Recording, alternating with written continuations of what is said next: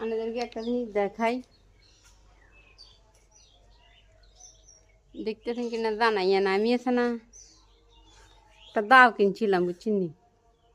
এই সামনে দাওড়া আছে না, বেড়া আমার কইছে এটা স্প্রিংয়ের দা, আর আমি তো এত কিছু বুঝি না। আর আমি প্রথম দাও কিনছি, আমি কোনো জানি না দাও কোনটা কী এরা। তো আমি ওই আপনার লাইভে বলছিলাম না, এই একটা বাঁশ কাটবি, এই বাঁশটা কাটছি যখন গোয়া দিই কুপ দিছি, বাবরে কী দাও দিছে। এই দাওটা আমার 500 টাকা নিছে, না 550 টাকা নিছে মনে হয়, ঠিক খেয়াল নাই।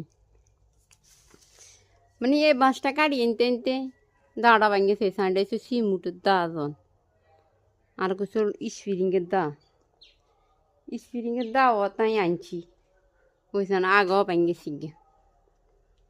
তো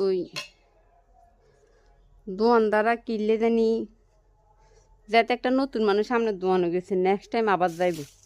তাই একটা খুরপিও কিনে আনছি, এটারও ডাঁট খুলি যায়।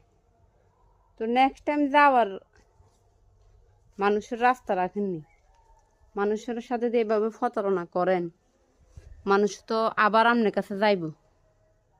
কীভাবে যাইব? আজকে যদি আপনি আমার সদাই ভালো দেন, কালকে আমি আপনার কাছে যাই, মানে যদি আজকে আর খারাপ দেন কালকে কীভাবে যাই আপনার কাছে।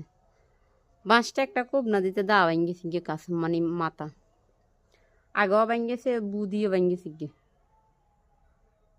কালকে রামওয়ালা সারিকলে বেটা কী তাকে আমরা শুনেও আজকে তো যাইতাম না। বাঁশটা কাটিয়েছি, কিন্তু ওই যে আমার ব্যাগগুলো কাটতে দিয়েছে, এগুলো আবার নতুন করে হালা দিতে হবে। তো মতামত জানাইন সবাই।